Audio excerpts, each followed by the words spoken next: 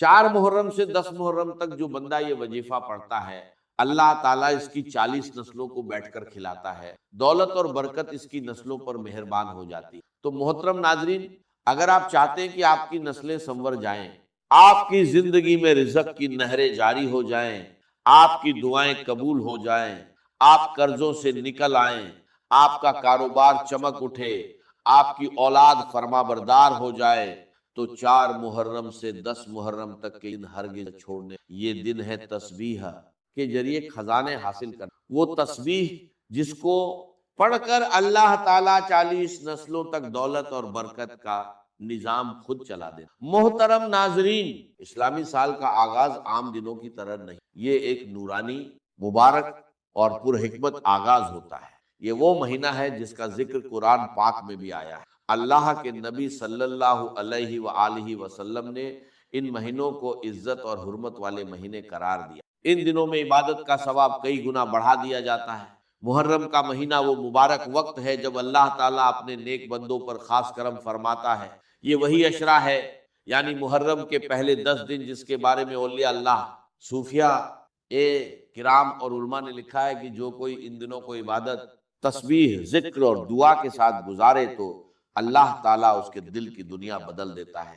وہ صرف اس کی ہی نہیں بلکہ اس کی نسلوں کی نسل تک رزق اور دولت کے خزانے جاری فرما دیتا۔ تو ناظرین کرام، 4 محرم سے 10 محرم تک جو بندہ روزانہ وضو بے وضو یہ تسبیح پڑھتا ہے، اللہ پاک اس کے لیے ایسے دروازے کھول دیتا ہے جن کا وہ خود تصور بھی نہیں کر سکتا۔ بزرگان دین فرماتے ہیں کہ جب بندہ 4 محرم سے 10 محرم تک یہ تسبیح پڑھتا ہے تو وہ تسبیح صرف زمین پر نہیں بلکہ عرش پر بھی سنی جاتی ہے۔ اور محرم کے پہلے 10 دن یہ وہ دن ہے جب عرش کے خاص فرشتے زمین پر نازل ہوتے ہیں۔ حضرت شیخ عبد القادر جیلانی رحمت اللہ علیہ فرماتے ہیں، جو شخص محرم الحرام کے ان دنوں میں ذکر الہی کو لازم پکڑ لیتا ہے، اللہ اس کے رزق میں ایسی برکت دیتا ہے کہ اس کی آنے والی نسلیں بھی کسی محتاج نہیں۔ ایک ولی اللہ کا قول ہے کہ ہم نے جو کچھ پایا وہ ان دنوں کی برکت سے پایا۔ تو ناظرین اکرام، یہ صرف ایک عمل نہیں، یہ صرف ایک تسبیح نہیں بلکہ ایک تحفہ ہے، ایک ایسا خزانہ ہے جو اللہ اپنے چاہنے والوں کو عطا فرمائے۔ جو بندے ان دنوں کو غفلت میں گزار دیتے ہیں وہ حقیقت میں اپنے لیے رحمت کے دروازے بند کر لیتے، لیکن جو اس وقت کو قیمتی بنا لیتے ہیں ان کے لیے دنیا بھی سنور جاتی ہے اور آخرت۔ تو 4 محرم سے لے کر 10 محرم تک اگر آپ ہر نماز کے بعد اللہ سے خیر مانگیں، وضو کا اہتمام کریں اور دل سے اللہ کا ذکر کریں تو یقین جانیے جو بند دروازے ہیں وہ کھل جائیں گے اور جو رکے ہوئے کام ہیں وہ چلنے لگے، جو پریشانیاں ہیں وہ ختم ہو جائیں گی، اور جو قرض، بھوک، پھاکے، محتاجی اور تنگی ہے وہ سب ختم ہو جائے۔ حدیث مبارکہ میں آتا ہے کہ حضرت عبداللہ بن عباس رضی اللہ عنہ سے روایت ہے کہ رسول کریم صلی اللہ علیہ وآلہ وسلم نے فرمایا،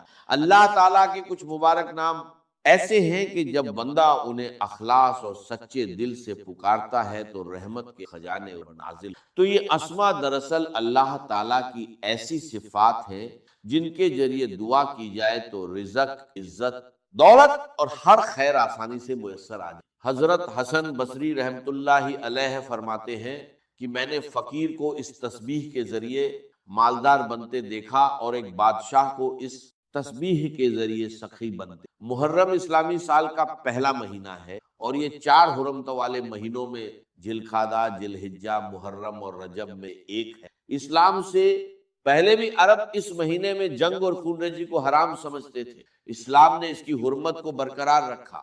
اللہ تعالیٰ کا فرمان ہے، بے شک مہینوں کی گنتی اللہ کے نزدیک 12 مہینے ہیں اللہ کی کتاب میں، جس دن سے اس نے آسمان اور زمین بنائے ان میں سے 4 حرمت والے ہیں۔ 10 محرم کو یوم عاشورہ کہا جاتا ہے جو بڑی فضیلت والا دن ہے۔ حضرت موسیٰ علیہ السلام اور بنی اسرائیل کو فرعون سے نجات اس ملی۔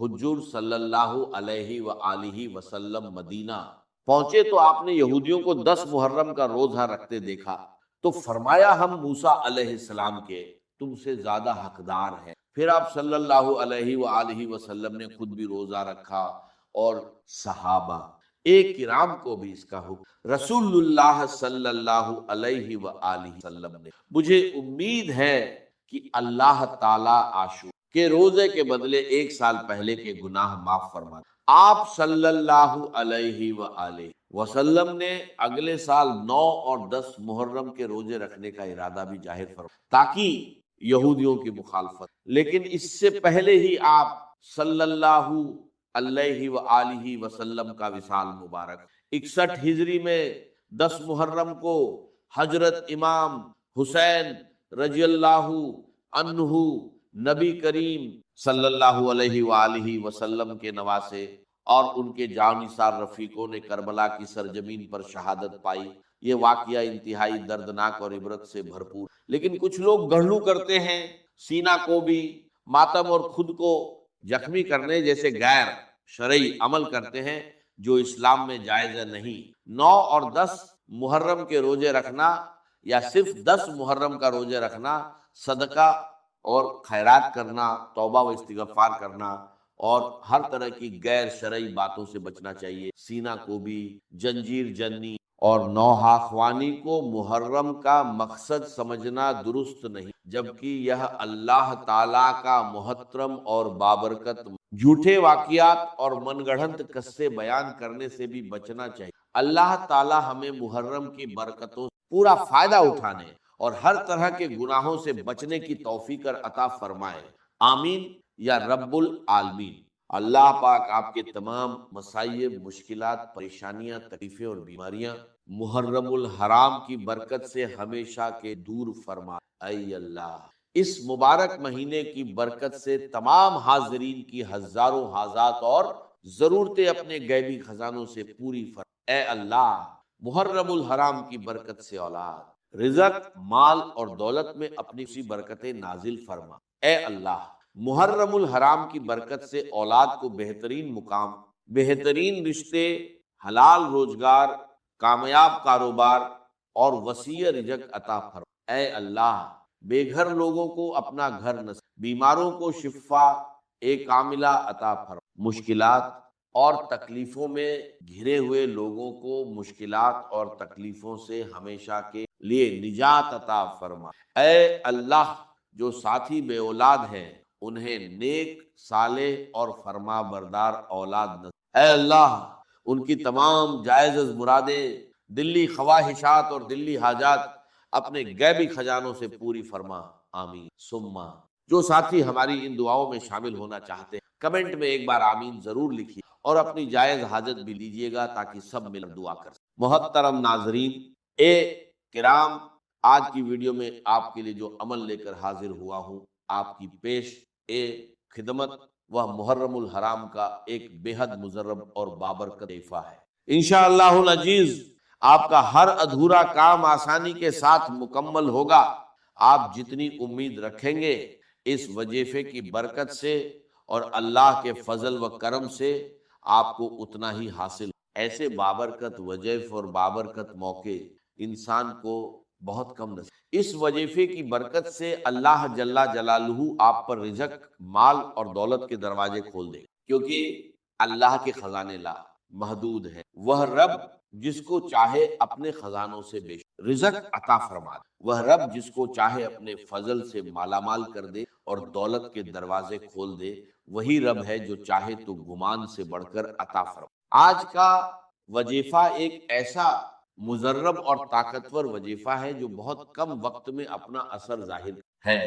اگر آپ نے آج اس وظیفے کو یقین اور اخلاص کے ساتھ کر لیا تو انشاءاللہ تعالی آپ کی حاجت، آپ کی مراد اور آپ کی خواہش پوری ہو جائے گی اور آپ اس کی برکتوں کو اپنی آنکھوں کے سامنے محسوس۔ یہ وظیفہ آپ شادی کے لیے بھی کر سکتے ہیں، رشتے کے لیے بھی کر سکتے ہیں، بے روزگاری کے خاتمے کے لیے، دشمنی سے نجات کے لیے بھی، قرض کی ادائیگی کے لیے بھی، گھر، اولاد اور عزت میں برکت کے لیے، بے اولادی کے خاتمے، رشتہ طے ہونے کے، ہر قسم کی بندش کے خاتمے، جادو، جنات اور اثرات سے حفاظت کے لیے اور ہر قسم کی بیماری سے شفا کے لیے۔ یہ وظیفہ بے حد خاص ہے۔ یہ بابرکت وظیفہ آپ نے کیسے کرنا ہے اس کا مکمل طریقہ آگے بیان کیا جائے۔ ویڈیو کو لائک کیجیے گا اور صدقہ جاریہ سمجھ کر ثواب کی نیت سے اپنے دوستوں اور عزیزوں اقارب میں ضرور شیئر کی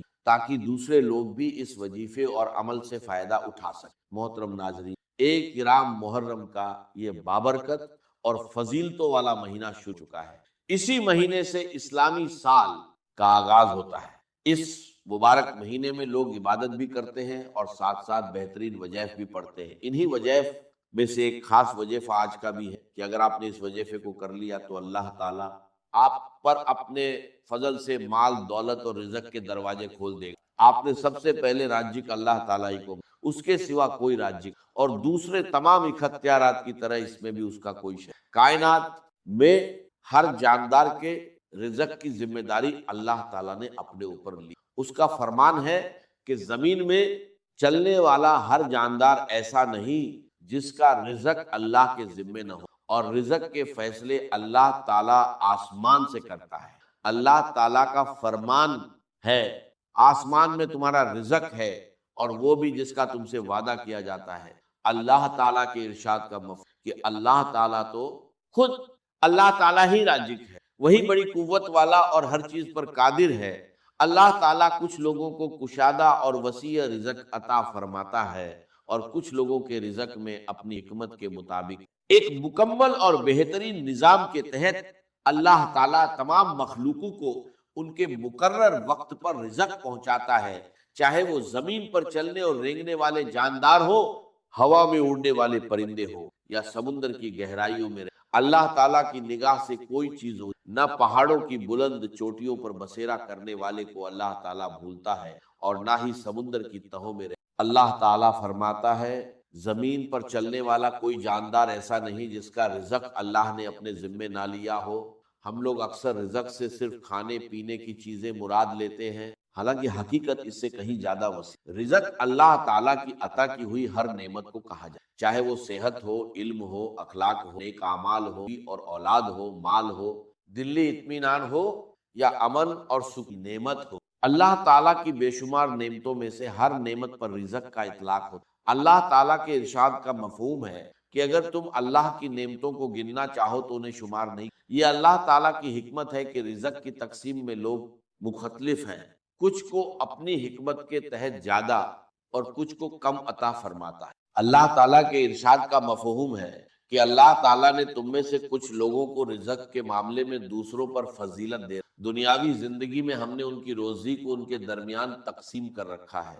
اس حقیقت کو سمجھ لینے کے بعد بہت سے مسائل خود حل ہو جاتے ہیں۔ نہ کسی سے حسد پیدا ہوتا ہے، نہ دلوں میں دشمنی بڑھتی ہے، نہ انسان اپنے آپ کو بے وجہ مشقت میں ڈالتا ہے، اور نہ ہی رزق کی تلاش میں غلط راستے اختیار کرنا۔ حلال طریقے سے رزق طلب کرنا بھی اللہ تعالیٰ کی اطاعت ہے۔ اسلام ایک مکمل ضابطہ حیات ہے۔ یہاں عقائد بھی دین ہے، نماز، روزہ، زکوٰۃ اور حج بھی دین، معاملات بھی دین کا حصہ ہے، معاشرت بھی دین میں شامل ہے اور اخلاقیات بھی دین کا اہم جز۔ لہذا حلال رزق کمانا بھی دین کا حصہ ہے۔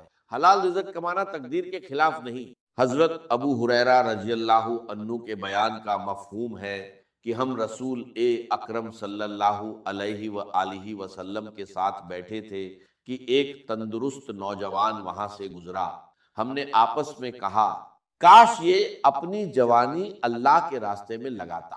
اللہ کے رسول صلی اللہ علیہ وآلہ وسلم نے جب ہماری یہ بات سنی تو فرمایا جو اپنے والدین کی خدمت میں لگا ہوا ہے وہ اللہ کے راستے، جو اپنے اہل او عیال کے لیے کمانے کی کوشش کر رہا ہے وہ بھی اللہ کے راستے، اور جو اپنی ضرورتوں کو پورا کرنے کے لیے محنت کر وہ بھی اللہ تعالیٰ۔ لہذا جو شخص روزی کمانے کے لیے کسی حلال عمل، نوکری یا تجارت کی نیت سے گھر سے نکلتا ہے وہ اللہ کے راستے میں ہو۔ اللہ تعالیٰ کے رسول کریم صلی اللہ علیہ وآلہ وسلم اور صحابہ کرام نے بھی روزی کمانے کے لیے بکریاں چرائیں، کھیتی کی اور تجارت کی۔ حضرت حذیفہ رضی اللہ عنہ فرماتے ہیں کہ صلی اللہ علیہ وآلہ ایک مرتبہ فرمایا کہ حضرت جبریل علیہ السلام نے میرے دل میں یہ بات ڈالی کہ کسی شخص کو اس وقت تک موت نہیں آ سکتی جب تک وہ اپنا مکمل رزق حاصل نہ کر لے۔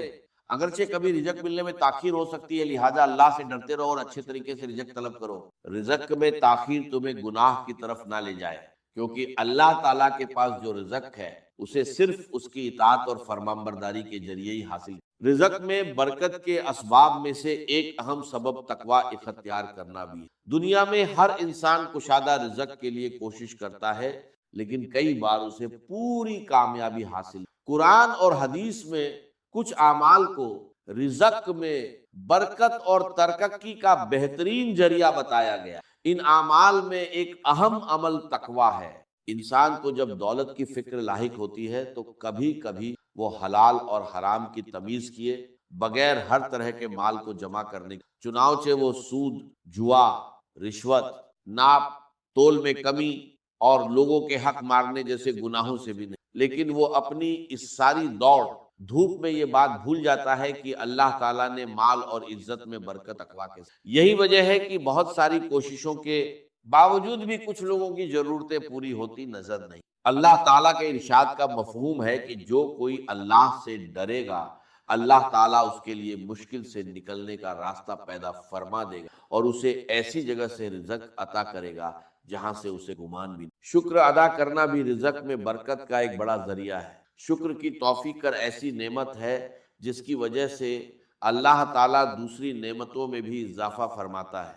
اللہ تعالیٰ کے ارشاد کا مفہوم ہے کہ جب تمہارے پروردگار نے اعلان فرما دیا تھا کہ اگر تم واقعی شکر ادا کرو گے تو میں تمہیں اور زیادہ عطا کروں۔ یہاں یہ بات بھی قابل غور ہے کہ اللہ تعالیٰ نے شکر کو حلال مال کے ساتھ جوڑ دی۔ چنانچہ فرماتا ہے، اے ایمان والو، جو پاکیزہ چیزیں ہم نے تمہیں رزق کے طور پر عطا کی ہیں ان میں سے کھاؤ اور اللہ کا شکر۔ رزق میں برکت اور پرسکون زندگی کے اسباب میں سے ایک اہم سبب صلہ رحمی یعنی رشتہ داروں کے ساتھ اچھا برتاؤ کرنا بھی ہے۔ رسول اللہ صلی اللہ علیہ وآلہ وسلم نے فرمایا، جو چاہتا ہے کہ اس کا رزق کشادہ ہو جائے اور اس کی عمر میں برکت ہو جائے، اسے چاہیے کہ وہ صلہ رحمی ایسی صفت ہے جس کی وجہ سے انسان پر رزق کے تمام دروازے کھل جاتے ہیں اور اس میں برکت پیدا ہوتی ہے۔ اسلام میں صدقہ کرنے کی بھی بڑی فضیلت بیان کی گئی ہے جس کی وجہ سے رزق میں برکت ہوتی ہے۔ صدقہ اللہ تعالیٰ کی نعمتوں کو بندے کی طرف کھینچتا ہے۔ تو اگر آپ بھی چاہتے ہیں کہ آپ کی نسلیں